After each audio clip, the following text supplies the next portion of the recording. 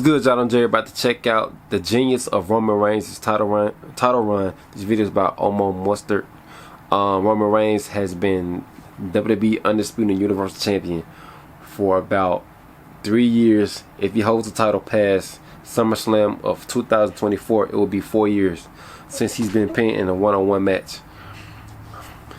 And his title run has been incredible for the most part. His matches has definitely been must-see on certain shows, but as far as him holding the title for a long time, it's been kind of repetitive because his matches always end up and it's going in the same direction of a ref bump, and the ref will get knocked out, and somehow somebody out the bloodline to help him help him retain the championship. So hopefully this year, we're going into 2024, might be Roman Reigns' last year with the WWE Championship, because he's already a part-timer, and at the same time, by him being a part-timer, he's rarely there. So he's defending the championship maybe at least at the most I'll say maybe 4 times a year, depending on who his opponent is. So you're about to hop in your video. Let's go. If there's one word to summarize Roman Reigns' career, it is polarizing. This is a guy that when he first arrived on the scene as a member of The Shield, everybody loved him. He was seen as the loner powerhouse of the group. He had these great spots. He was the orchestrator of He definitely been my favorite wrestler over these past couple years. Ever since they was together, I always been a fan of Roman Reigns. When they was even heels, when they was still heels in the Shield. The Roman Reigns push was something that everybody was intrigued for until we got the Roman Reigns push. Now I don't have to spend too much time addressing. They wanted him to be a big babyface. Roman Reigns push was. We all were alive to see it. In 2016, Grantland wrote in their article that Roman Reigns was the most despised wrestler in over 25 years. And after he was suspended for drug use, Yahoo Sports put out an article and pondered the question on if Roman Reigns is the biggest failure in professional wrestling history. And in the same 2016, Roman Reigns was voted the most overrated wrestler by the Wrestling Observer newsletter, and by Pro Wrestling Illustrated, he was voted the most hated wrestler of the year.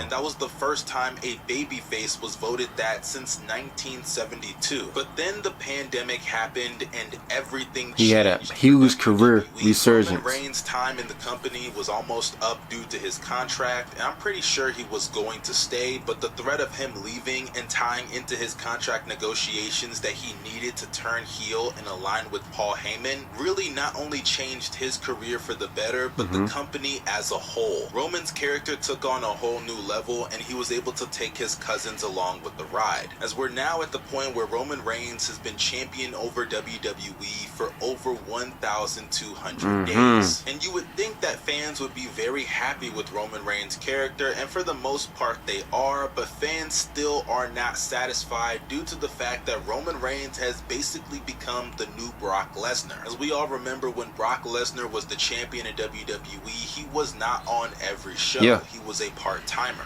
That didn't change just because he became champion. And now Roman Reigns, within the last year and a half, has now switched over into basically being a part-time wrestler, or at least not the full-timer he used to be. And it really has so many fans salivating for him to drop the title. And with so many people complaining about this, I honestly think it is great. Not only even if he loses the title, but the fact that it wouldn't be the same. We'll be missing Roman Reigns' championship run. Reigns is not a babyface. You should not be cheering for him. Sure, there are cool things about Roman Reigns. He's a lot better than he used to be, and the guy just is badass. But at the end of the day, the guy is a heel. You're not supposed to cheer for Roman Reigns. You're supposed to boo the man. And I don't think fans truly understand that the art of a heel is to get you to hate that character, and if they're champion, make you want to see them lose that championship by any means. And Roman Reigns, his match is so good. To the best degree. I mean, look at Gunther, right? He is a heel that everybody likes. Honestly, nobody really hates Gunther. When he has matches, sure, people cheer for the babyface, but that's usually just because people want to see a title change that happens in wrestling. But after all these Gunther matches, now that we've arrived at the end of the year, so many people love him. Meanwhile, Roman Reigns is a heel champion, and so many people despise him and want to see him drop that title badly. I mean, even if you don't hate Roman Reigns and you just want to see him drop the title, that still fulfills his role. The second thing about this that I find so funny is that everybody is all about storytelling until they actually do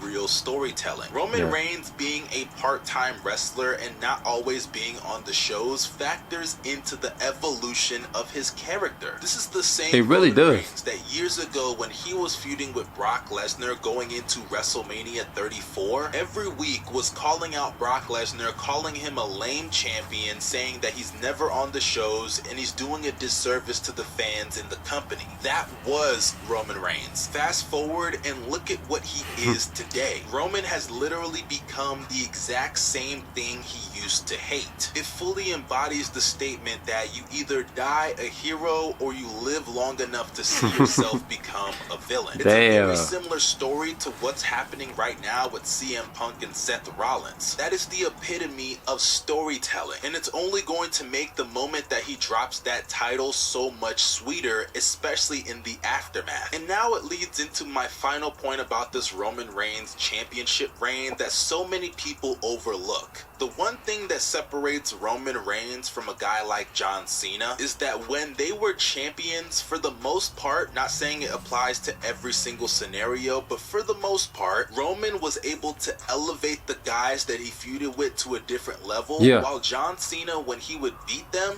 usually those guys would either plateau or completely fall off the face of the earth. And these aren't just my words, but John Cena himself said it and said that's a reason why he thinks Roman is the GOAT. Now, I'm not going to go as far as calling Roman the GOAT, but he does have a very valid point. If you look throughout Roman's entire championship reign, I agree with that. Everyone that he is feuded with for the most part elevated. has elevated either just by working with him or in the aftermath of it. Yeah. When Jimmy Uso got injured, I didn't even think about Jay Jimmy Uso stepped at up all. I don't even remember tremendously what he was doing on TV in the meantime until Roman Reigns came into the picture. And now we have Jey Uso doing the solo single star stuff. He has been in main event pay-per-view matches, like not only SummerSlam this past year, Jey but Uso, also Sami in the main Zayn. event of Who else? WrestleMania Day 1. That Would is you not put Kevin Owens in that possible if list? Roman Reigns is not in the picture. And the same thing applies to Jimmy Uso, obviously a little bit less because he hasn't had the solo success of Jey Uso, but the Usos don't get that main event spot if they're not directly tied to the bloodline involving Roman Reigns. Look at Solo Sikoa. The man just dominated John Cena clean in the middle of that ring at Crown Jewel. That doesn't happen if he's not directly tied to Roman Reigns and the bloodline. Then you look at a guy like Kevin Owens and Sami Zayn. Those guys lost to Roman Reigns, especially Kevin Owens, who lost plenty of times to Roman, and look at where they ended up in the main event of WrestleMania, defeating the longest reigning tag team would you put Cody on this list? History. And last but not least, look at Cody Rhodes. Cody Rhodes lost to Roman Reigns, and in my opinion, that loss made him even more over. I think it's very obvious they're building back to Roman Reigns versus Cody. They gotta run it back in Philadelphia. I hope they run it back. The storytelling they have for that match is a whole lot better than what they had the first time. The first time, the history really wasn't there between those two, and now because they have the history, that's a lot better for this match. And on top of that, Roman has become more of what he's hated over the last year, and this time it really does look like there are legitimate cracks in the bloodline, which feeds into the Cody Rhodes promo that he told him beforehand in their first WrestleMania match buildup. The whole thing about Roman being a chief without a tribe. And even if you just watch the shows now versus right before that match at WrestleMania, Cody is a lot more loved by the fans. I mean, think about it. Going into Mania, there was the question of if the fans were going to turn on him in favor of Sami Zayn. Now, that wouldn't even be a conversation when it comes to Cody Rhodes. And it's a testament to not only Cody himself, but also Roman Reigns, because in his matches and his feuds, he elevates people to a different level, even if they're going to lose to him. And that is the mark of a true great champion, in my opinion. We just seen that with LA Knight. Roman is a special special wrestler. You shouldn't take this championship reign for granted because it's the same type of stuff that happened with John Cena. Cena obviously didn't have a 1200-day title reign, but he ran WWE for so long. And now that we see John Cena so very little, people have come to appreciate him a whole lot more, to the point use that absence to create, to increase power and honor and respect. Whatever the 48 laws of power, that law is. Out of buildings on a lot of nights.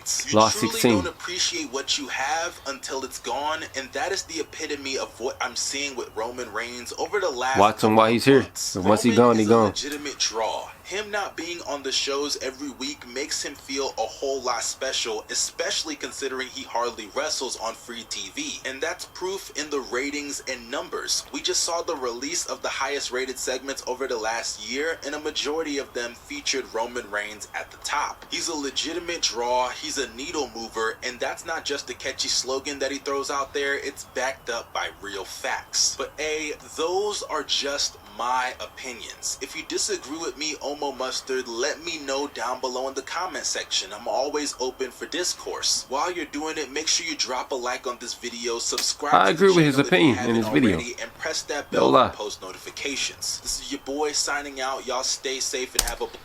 I 100% agree with his opinion on this video. But without Roman Reigns, none of those guys would have been elevated as much. Jey Uso has tremendously elevated his career as far as becoming a single star, separating himself outside of the Usos and becoming his own man. Sami Zayn as well, Kevin Owens as well, including Cody Rhodes. I was heartbroken when Cody lost his championship last year, but the long-term story building from last year's loss going into this year, going into 2024, and how Cody has risen since that loss. We got to see, possibly going to see Cody dethrone Roman Reigns and become the next Universal Undisputed WWE Champion. But I 100% agree with his opinion on this video. Let me know down below in the comments of what y'all thought of my reaction to this video. Like, comment, subscribe. Until next time, I'm out. Peace.